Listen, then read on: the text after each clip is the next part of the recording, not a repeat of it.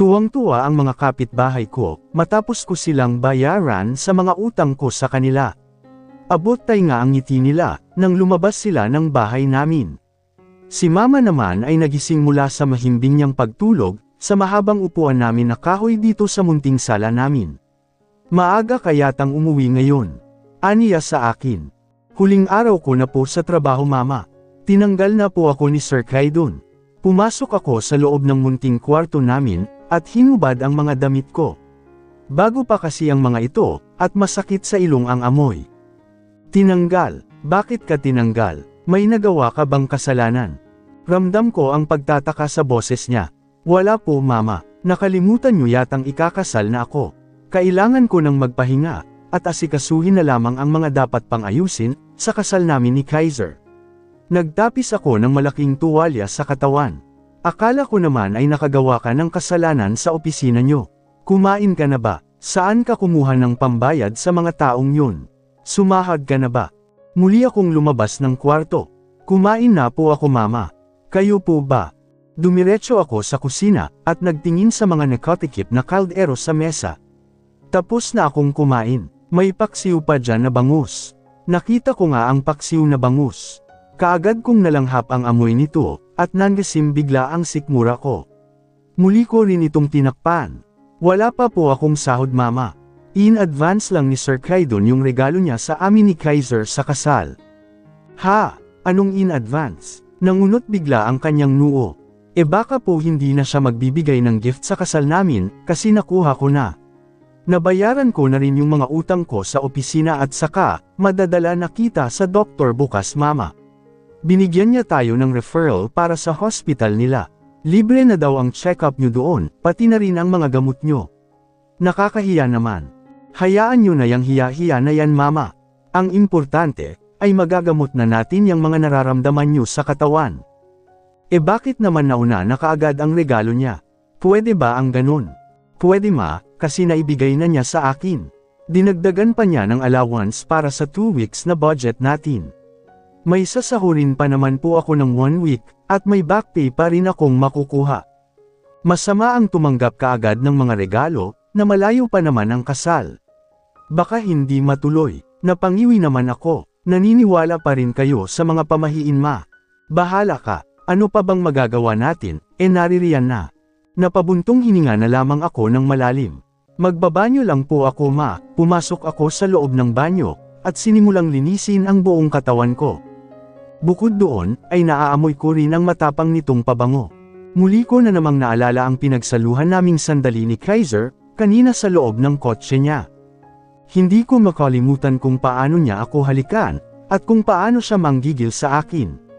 Sana nga ay sa akin lang talaga siya. Sana ay hindi niya yun ginagawa sa iba. Pero naalala kong muli, kung paano sila naghalikan kanina ng lira na yun sa office niya. Paano kung higit pa doon ang gawin nila?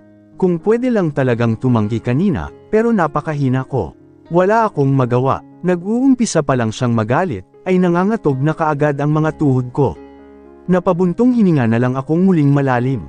Ipinagpatuloy ko na ang paglilinis ng buo kong katawan. Kinabukasan, ay hindi ko na muna pinagtinda ng isda si Mama. Sasamahan ko siya ngayon sa hospital. Nag-text ako kay Kaiser na magtutungo kami doon ngayon, para sa check-up ni Mama. Nag-reply din naman siya kaagad. May maghahatid sa inyo doon. Napasimangot akong bigla. Nakasaad din sa text kung anong sasakyan, at ang plate number nito. Akala ko ay siya ang maghahatid sa amin. Siguro ay papasok siya ngayon sa trabaho. Okay na ako, halika na. Lumabas na si Mama mula sa kwarto. Bihis na siya. Nakaayos na rin naman ako. Nakapag-almusal na rin kami. Lugaw lang ang kinain ko, na binili ko lang sa tindahan. Nabayaran ko na ang mga utang ko, kaya malinis na ako sa mga utang ngayon. Pwede na ulit mangutang. Masarap ang lugaw na kinain ko kanina, sa humihilab kong sikmura. Kahit papaano ay kumakalma ito. Mukhang gusto ng baby ko ang lugaw. Hindi ko pa nasasabi kay Mama na buntis na ako, saka ko na lamang din sasabihin. Halika na po Maria, may maghahatid daw po sa atin doon. Nagpadala daw po ng sasakyan si Kaiser. Nakakahiya naman sa kanya. Hayaan nyo na po, puro naman kayo hiya eh. Totoo naman, Lumabas na kami ng bahay. Ikinandado ko naman muna ang pinto bago kami naglakad palabas. Tumawid kami sa mahabang tulay, at umakyat sa bangin hanggang sa makarating kami sa kalsada. Hindi naman kami naghintay ng matagal. Dumating din kaagad ang isang itim na kotseng, may plate number na gaya ng nakasaad sa text ni Kaiser. Huminto ito sa tapat namin, at sabay na lumabas mula sa magkabila nitong pinto, ang mga naka-black suit na driver at bodyguard. Ma'am Sage, good morning po. Sabay silang yumuko sa aming harapan. Good morning din po, nakangiti ko namang sagot sa kanila. Kami po ang nautusan ni Sir Kaiser na maghahatid sa inyo. Opo, salamat, muli kong sagot. Sakay na po kayo. Sabay nilang binuksan ang magkabilang pinto sa backseat. Kaagad din naman kaming sumakay sa loob ni Mama. Pumasok ng muli sa unahan ng driver at bodyguard, at sinimulan ng paandarin muli ang kotse. Nag-text na lamang akong muli kay Kaiser, at sinabing nakasakay na kami sa pinadala niyang kotse. Sumagot din naman siya, okay. Naisipan ko siyang e-text ulit. Pumasok ka ba sa office? Nag-almusal ka ba? Ingat ka. Naghintay akong muling sagot niya, ngunit lumipas na ang 10 minutes, ay wala na akong natanggap. Lihim na lamang akong huminga ng malalim, at tumuno sa labas ng bintana. Di bale, kapag mag-asawa na kami, mababantayan ko na rin ang lahat ng kilos niya, dahil magkakasama na kami sa iisang bubong. Mapagsisilbihan ko na rin siya katulad ng gusto niya. Wala pa yata ngang 30 minutes ay nakarating kaagad kami sa hospital. Isang napakaganda at mataas na gusali. Sa mismong tapat ng entrance nito kami ibinaba ng driver namin. Ma'am, sasamahan po kayo ni Lucas sa loob. Hihintayin ko na lang po kayo dito sa labas. Sige, salamat. Ipinakita ko sa mga security guard sa entrance ang referral namin. Kaagad din naman nila kaming pinatuloy. Ang isa sa kanila ay sinamahan kami sa office ng isang doktor. Kayo po ba si Miss Sage Camero? Nakangiting tanong sa akin ni Doktora. Opo, Doktora. Ako naman si Dr. Mika Delgado. Nakipagkamay siya sa amin. Tawag nga lang sa akin ni Mr. Kaiser Elizalde kani-kanina lang, at sinabing darating nga raw ang fiancé niya, at magpapa-check up si Mother.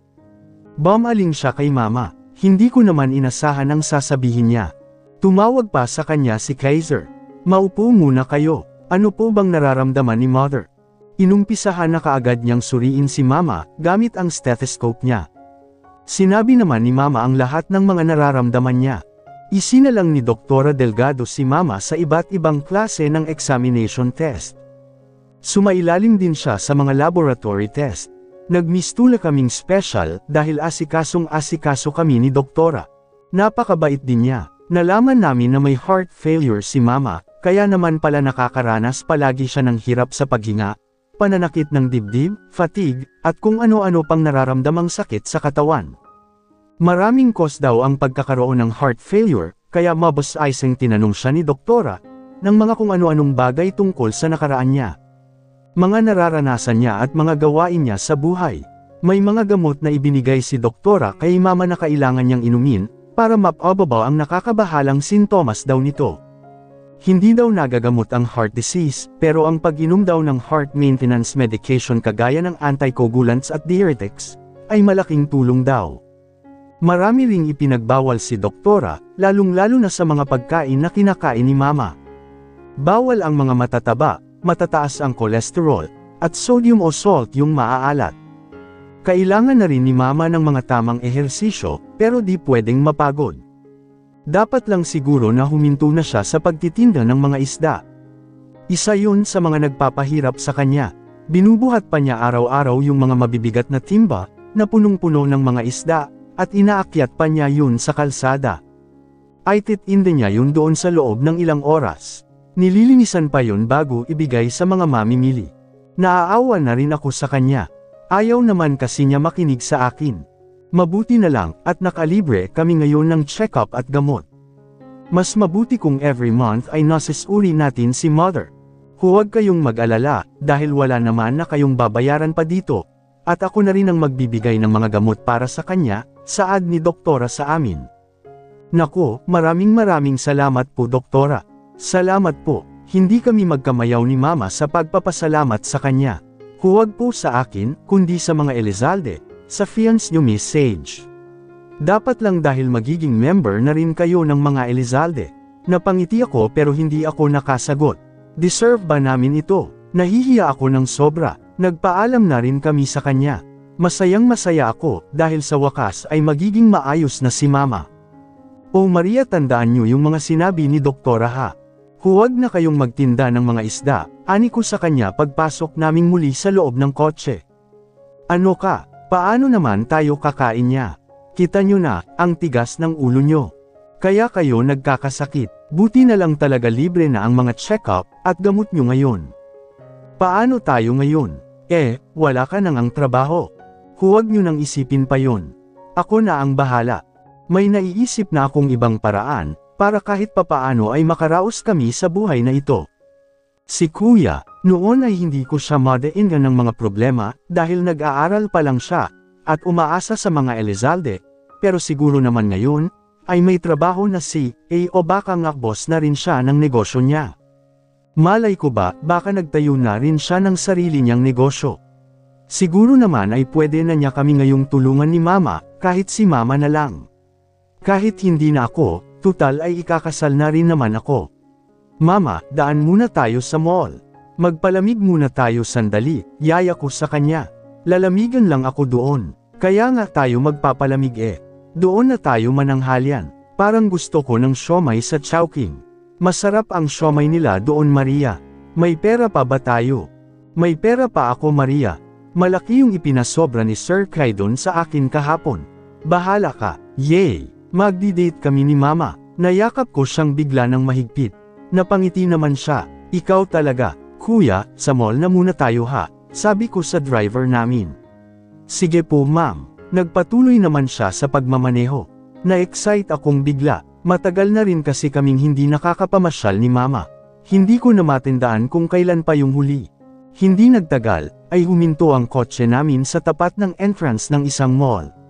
Mga kuya, kahit hindi nyo na po kami hintayin ni Mama. Bumalik na po kayo sa amo nyo. Salamat po sa inyo, turan ko sa mga bodyguard namin. Hihintayin po namin kayo, ma'am. Ang bilin po kasi sa amin ni Sir Kaiser, ay uuwi din namin kayo, sagot naman ni Lucas. Pero baka kasi matagalan kami sa loob. Okay lang po. Sige, kayo ang bahala, pero kasi wala akong ipapangkain sa inyo May allowance naman po kami, ma'am. Ganun ba? Okay, sinabi mo Halika na, Maria. Kaagad ko na ring hinayla si Mama papasok ng mall. Napakalamig naman dito, aniya sa tabi ko. Charot ka, Maria. Hindi ka nga nagreklamo sa kotse, aircon din naman doon. Ngumiti lamang siya at hindi sumagot. Sabi ko na at inaartehan niya lang ako. Mag-ikot-ikot muna tayo, Maria, baka may magustuhan ka. Wala tayong pambili. Meron naman, Mama. Huwag kang ang maingay, baka may makarinig sa inyo. Tumawa naman siyang muli. Nag-ikot-ikot na nga kami sa loob ng mall. Dinala ko siya sa isang butik kung saan medyo mura ang mga bilihin na damit. Binilhan ko siya ng mga magagandang blouse at pants. Pumasok din kami sa loob ng department store, at nagtungo sa bilihan ng mga sapatos. Naalala kong bigla ang kasal namin ni Kaiser. Wala pa kaming shoes na susuotan ni Mama. Kapag may nahanap akong mura ay bibili na ako para sa aming dalawa. Mama, tingnan mo ito. Ang ganda nito. Isang kumikinang-kinang na bridal shoes ang nakita ko. Marami itong mga silver diamond na palamuti, nasa 2 inches lang ang heels niya. Hindi ko mapigil ang humanga. Oo nga, napakaganda niyan, anak, pero ang ganda rin ng presyo, turan ni Mama sa tabi ko.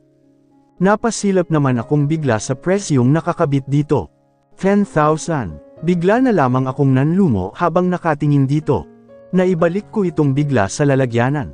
Isang beses ka lang naman susuot niyan. Sayang naman kung itatago lang din pagkatapos, ani Mama bago nagpatuloy sa paglalakad.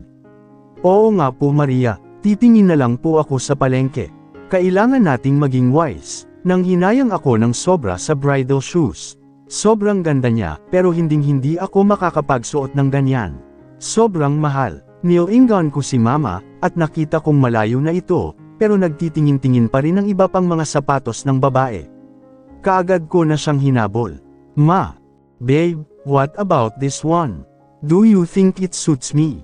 Yeah, Kahit ano naman ay bagay sa iyo. Ngunit bigla akong napahinto sa mga boses na narinig kong yun. Kaagad akong luminga sa buong paligid, kasabay ng paglakas ng kabog ng dibdib ko. Isuot mo kaya sa akin? Sure. Hanggang sa tumama na ang aking mga mata, sa 2 taong nasa kaliwang bahagi nitong ladies' shoes department, napakalapit lang sa kinaroroonan ko. Si Lyra, at si Kaiser. Nakaupo si Lyra sa isang silya habang si Kaiser ay nakaluhod sa harapan niya, at sinusuotan siya ng isang napaka-sexing white shoes. Bigla akong nakaramdam ng labis na sakit. Parang tinadyakang bigla ang puso ko sa eksena nilang yun. Napakaganda ng pagkakangiti ni Kaiser, habang nakatitig kay Lyra, na para bang in love pa rin siya sa ex-girlfriend niya. Bago pa ako bumigay sa kinatatayuan ko, ay kaagad na akong tumalikod at tumakbo papalayo sa kanila. Parang dinudurog ang puso ko sa mga sandaling ito.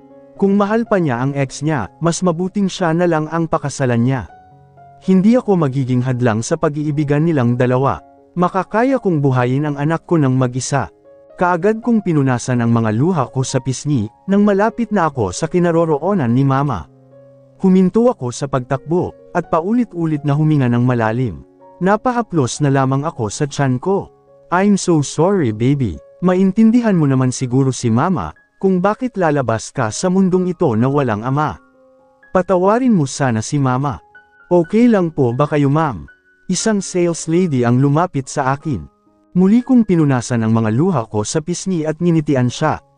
Okay lang, magiging okay din ako. Kaagad ko na rin siyang tinalikuran at nilapitan si Mama, na ngayon may hawak na wedge sandals. Mukhang gustong-gusto niya yun. Mama, isukat niyo po. Pilit kong pinasigla ang boses ko. Nako, huwag na. Hindi naman yan bagay sa akin. Hindi niyo malalaman kung hindi niyo susukitan. Kaagad ko itong inagaw sa kanya, at umupo sa harapan niya. Isukat mo na, Mama. Sige na nga, wala naman tayong pambili niyan. Huwag na kayong maingay, maririnig na naman kayo ng mga tao. Kaagad din naman niya itong isinuot, at saktong-sakto nga lang talaga ito sa paa niya. Ang ganda ma, saktong-sakto sa inyo, bagay sa mga daliri nyo. Buti na lang nakapaglinis kayo ng kuko. Oo nga, pero wala tayong pambayad dyan anak. Ibalik mo na. Tinitingnan ko lang naman. Kaagad din niya itong hinubad. KJ ni Mama. Sinilip ko ang tag price na nakadikit sa talapakan ng sandals. 179 lang naman ang nakalagay dito. Tumayo na ako at kinuha ang cup-ares nito. Halika na Maria, labas na tayo. Nagugutom na ako eh. Kaagad ko na rin siyang hinayla sa braso. Saan mo dadalhin yan? Babayaran ko po muna sa counter, tapos ay lalabas na tayo. Hindi ko kukunin yan at ang mahal. Mama, 179 lang po ito. Murang-mura na yon. Sayang pa ang 179, tumigil na nga kayo. May pambayad naman ako eh. Sapatos na lang ang bilhin natin para sa kasal mo. Okay na to Maria, hindi na rin naman matutuloy ang kasal. Muli na namang biniyak ang puso ko sa isiping yun. Pero kailangan kong magpakatatag para sa anak ko at kay Mama. Okay na rin ito. Hindi ko na may iwan pa si Mama. Kaagad ko nang binayaran sa counter ang sandals, pero bago kami tuluyang lumabas ng department store, ay nasulyapan ko pa sa gitna ng ladies' shoes department, ang kinaroroonan nila Kaiser at Lyra. At nakita kong hawak na ni Kaiser ang bridal shoes na gustong-gusto ko. Pinagmamasdan niya ito ng mabuti. Oo nga, mas bagay yan kay Lyra kaysa sa akin. Hindi ko napigil ang humikbi. Tuluyan na akong tumalikod at lumabas ng department store. Sa Chowking kami ni Mama nag-lunch, pero pinilit ko na lamang kumain, dahil nawalan na ako ng gana. Akala ko ba gustong-gusto mo ng siomai? Bakit parang ang tamlay mo?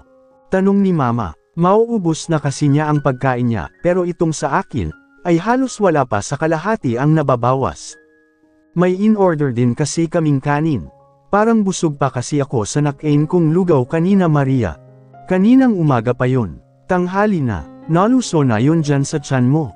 Ubusin mo na yan. Opo, pasimple kong hinaplos ang tiyan ko sa ilalim ng mesa. Kailangan kong kumain ng marami para sa baby ko. Hinding-hindi ko siya gugutuman. Mukhang gusto naman niya ang siomai. Napakabango nga nito eh. Napakasarap din itong meaty wonton mami nila, lalo't mainit pa ang sabaw. Masarap sa sikmura. Nababawasan ang hilab nito. Bigla tuloy bumalik ang gana ko sa pagkain, kaya mabilis ko rin itong naubos. Parang gusto ko pang mag-takeout nito mama. Ang sarap ng sabaw at ng siomai. Mag-order ka na lang ulit. Hindi ako marunong magluto niyan. O-order na lang po ulit ako. Matapos naming kumain ay nag-takeout na nga lang akong muli ng katulad ng mga kinain namin. Dinalawang order ko na ito. Ngayon lang naman ito, at saka 10,000 pesos yung ibinigay sa akin ni Sir Kaido na allowance namin ni Mama. May sisaharan pa naman ako at back pay kaya sisipat naman siguro yun sa amin. Wala na rin naman akong mga utang, kaya wala na akong iisipin pa sa kanila. Lumabas na rin kaming mall, at nagpahatid na sa driver pa uwing bahay. Hindi ko na nakita pa sila Kaiser at Lyra. Ayaw ko na rin silang isipin pa. Kinagabihan, Mama, huwag na po muna kayong magtinda bukas ha. Magpahinga na muna kayo, ani ko kay Mama nang mahiga na rin ako sa tabi niya, dito sa maliit naming kwarto. Alas 9 na ngayon ng gabi. Paano tayo kakain? Mama, napasigaw na ako. Gusto ko ng mina sa kakulaitan niya. Hindi naman siya sumagot, nakatulala lamang siya sa kisame. Gusto niyo ba talagang lumala ang sakit niyo? Gusto niyo na ba akong iwan? Pagkatapos ng kasal mo, aalis ka na rin dito. Kaya ba pinalalala niyo ang sakit niyo? Bigla akong naiyak sa sinabi niya. Nilingon naman niya ako. Huwag mo na akong isipin pa. Pwede po ba yun? Ayaw niyo po bang makita ang apo niyo? Ngumiti naman siya. Alagaan mo yang anak mo. Gawin mo ang lahat para sa kanya. Unahin mo palagi ang ikabubuti niya. Alam kong may mali sa inyong dalawa ni Kaiser, pero mas mapapabuti ang anak mo kung nasa poder niya kayo. Napahinto ako sa sinabi niya. Mukhang alam na niyang buntis ako. Katulad ng ginawa niyo kay kuya noon. Kahit hindi naman siya kano-ano ng mga Elizalde. Tanong ko din sa kanya. Inisip lang namin ang kapakanan niya. Mas magiging maayos ang buhay niya sa mga taong yun. Pero tinanggalan niyo sila ng totoong anak Maria. Alam niyo rin sana ang pakiramdam noon dahil isa rin kayong ina. Hindi kami ng papa niyo ang may kagustuhan noon. Hindi kami ang kumuha sa sanggol nila. Inipit lang din kami ni Police General Zobel, at wala kaming ibang pagpipilian. Mamamatay ang kuya mo kung hindi kami papayag sa kagustuhan niya. Yun ang hinding-hindi ko kakayanin. Paanong mamamatay? Ipinanganak ko ang kuya mo na dala-dala ang sakit na hemolytic disease of the newborn. Sa tingin mo ba, kung ipinanganak ko siya sa kulungan, mabubuhay kaya siya? Muli akong napahinto sa sinabi niya. Kulungan, nakulong kayo. Bumuntong hininga naman siya ng malalim. Bumangon siya, at sumandal sa kahoy na pader. Hindi natuloy dahil nga nakipagkasundo kami kay General. Anong ginawa niyo? Bakit makukulong kayo? Yumuko siya. Dahil magkasama kami ng ama niyo sa isang grupo noon. Doon pa nga kami nagkakilalang dalawa. Grupo ng sindikato. Marahan siyang tumango. Nanlungo naman akong bigla. Nahuli kami noon ng ama niyo, at dalawa din kaming makukulong. Buntis na ako noon sa kuya mo, kaya ngayon ay sinisingil na ako ng Diyos. Siguradong doon ko nakuha ang sakit kong to. Mama, tuldok-tuldok, paano niyo po nagawa ang mga yon? Kasi wala akong pamilya. Itinapon lang ako sa kalye ng mga magulang ko. May nakapulot sa akin na miyembro ng mga sindikato. Inampon nila ako, at sinunod ko ang lahat ng mga utos nila. Tuldok-tuldok, marami kami sa grupo. Nakakalat lang kami sa buong paligid, at kami ang naghahanap buhay para sa kanila. Namamalimos kami, at nagnanakaw. Yun na ang nakalakihan namin, hanggang sa makilala ko ang iyong ama na bagong solto lang sa grupo. Nalupig lang ang sindikatong yun nang matuntan na ng mga pulis ang hideout. Nagmakaawa kaming dalawa ng ama mo kay General dahil buntis ako noon. Malaki na ang tiyan ko. Binigyan naman niya kami ng pagpipilian, at ang kuya mo nga ang naging kapalit. Binigyan din niya kami ng papa niyo ng 1,000,000 piso noon. Plano na sana naming magbagong buhay ng ama niyo. Magtatayo na sana kami ng legal na negosyo. Pero biglang dumating ang isa pang grupo ng sindikato, na may kaugnayan sa sindikatong kinabilangan namin. May utang daw kami sa kanila. Kinuha nila ang lahat ng pera, kaya walang natira sa amin ng ama niyo. Bumalik kami sa hirap ng buhay. Naghanap kami ng papa niyo ng isang marangal na trabaho. Nag-apply siya bilang construction worker. Naging mangingisda din siya. Nabuntis akong muli sa pangalawang pagkakataon, at ikaw na yon. Pero hindi ko akalaing babalik muli ang ama niyo sa illegal na trabahong iyon. Siguro, ay dahil nahihirapan na siya. Kahit papaano, ay nakakakain na tayo ng hindi lang 3 beses sa isang araw. Nabibili na namin ang lahat ng gusto mo. Nakakapag-aral ka. Pero hindi nagtagal ay nahuling muli ang ama mo, at sa pagkakataong yun ay hindi na hinayaan pa ng Diyos na makaligtas siya. Binawi na siya sa atin ng tuluyan. Tumulo na ang mga luha ko sa pisngi. Mama, ayokong mauwi din ang kuya mo sa sinapit namin noon ng ama niyo dahil sa hirap ng buhay. Ayokong maimpluwensyahan siya ng mga adik dyan sa labas kung sakaling naririto siya sa atin. Katulad na lang ng dati mong boyfriend. Ilang beses ko na yun nahuli na nagbebenta. Sinaway ko siya noong una pero sa akin pa siya nagalit. Kaya mas mabuting wala dito ang kuya mo. Ayokong matulad siya sa amin ng ama niyo, ikaw naman ay kayang-kaya ko ng gabayan, dahil babae ka. Hindi rin namin alam kung anong mangyayari sa kanya, kung sakaling nagmatigas kami noon ng ama niyo kay General, at hinayaan ko na lang ang sarili kong manganak sa kulungan. Mas mabuti nang nangyari ito, pero wala kaming kinalaman sa pagkawalan ng sanggol nila Mr. at Mrs. Zobel. Hindi kami ang gumawa niyon. Lumapit ako sa kanya, at niyakap siya ng mahigpit. Naiintindihan ko na po, Mama. Sorry po. Hinaplos naman niya ang braso ko. Nami-miss ko na rin ang kuya mo. Kumusta na kaya siya? Hayaan niyo, pupuntahan ko po siya. Baka busy lang po yun sa trabaho. Oo nga, baka kasi may asawa na rin siya pero, hindi pa natin nalalaman. Isa po siyang Elizalde ma, kaya malalaman din natin yun. Matulog na tayo. Opo, sabay na kaming nahiga. Sahig lamang ang higaan namin, pero mayroon naman kaming makapal na mattress. Paano niyo nga po pala nalaman na buntis ako? Nanay mo ako, kaya malalaman at malalaman ko kapag may pagbabago sa iyo. Napangiti naman ako, pero kaagad din itong naglaho, nang maalala kong muli si Kaiser at ang mga sinabi niya kanina. Ayaw niyang hiwalayan ko si Kaiser para sa anak namin. Mas importante ang anak kaysa sa nararamdaman ko. Napabuntong hininga na lang ako ng malalim. Bahala na. Kinabukasan, ay nakatanggap ako ng tawag mula kay Mrs. Ivy, ang designer para sa bridal gown ko. Kailangan ko raw bisitahin ang gown para ma-fit sa akin dahil, malapit na raw itong matapos. Para raw maayos ang sukat nito, at kung magugustuhan ko ang design, o may nais pa akong ipadagdag. Bumuntong hininga ako ng malalim. Nagdadalawang isip na akong puntahan ang gown na yon. Tutuloy pa ba ako o hindi na? Pero sa tuwing naaalala ko ang mga pinag-usapan namin kagabi ni Mama, pinanghihinaan na ako ng loob. Anong kinabukasan ang ibibigay ko sa anak ko kapag lumayo kami? Bukod doon, paano na ang magiging gamutan ni Mama? Siguradong mahihinto din yun. Hindi ko naman makakayang ipagamot siya.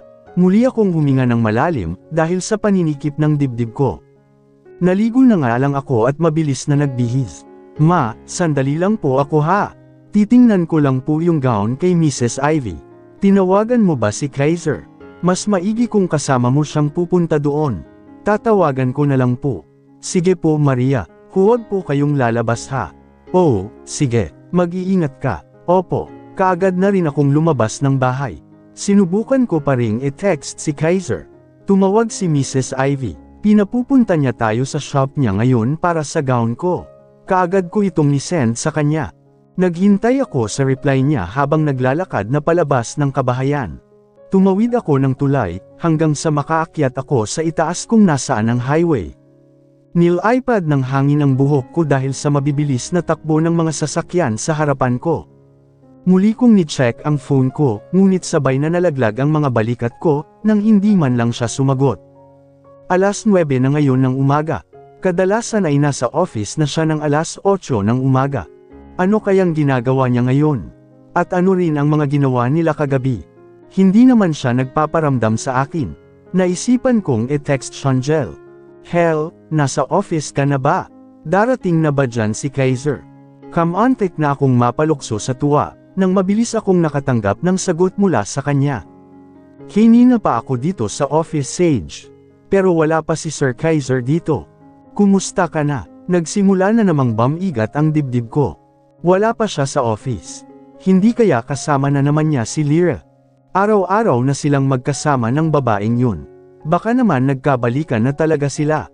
Pupuntahan ko pa ba ang gown? Pinara ko ang taxi na paparating. Kaagad din naman itong huminto sa harapan ko. Mabilis akong pumasok sa loob. Saan po kayo ma'am? Tanong ng may edad na driver, habang sinisilap ako sa rearview mirror. Sa Pasig po kuya. Mabilis din niyang pinaandar ang taxi niya. Nakatulala lamang ako sa labas ng bintana sa buong biyahe. Wala pa namang gaanong traffic, kaya kaagad din kaming nakarating sa Pasig. Bumaba ako ng taxi, at tinungo ang shop ni Mrs. Ivy Sage. Ngunit papasok pa lamang sana ako sa loob nito, nang biglang may tumawag sa akin. Napalingon akong bigla sa likuran ko, at ganun na lamang ang gulat ko nang si Lyra ang bumungad sa akin. Nakangiti itong naglalakad palapit sa akin. Umahan namang bigla ang magkahalong inggit, inis at galit sa dibdib ko para sa kanya. Anong ginagawa niya dito? Mag-isa lang siya, at mukhang wala si Kaiser. Huminto siya sa harapan ko. Can we talk? Lumakas bigla ang kabog ng dibdib ko. Usap? Para saan? Ikaw ba ang naka-receive ng text ko? Tanong ko sa kanya, at hindi ko mapigil ang ipakita sa kanya ang inis ko. Muli naman siyang ngumiti. Apologies. Nagngingit ng labis ang kalooban ko. Nanggiteng bigla ang mga kamay ko, at parang gusto kong manabunot ng tao.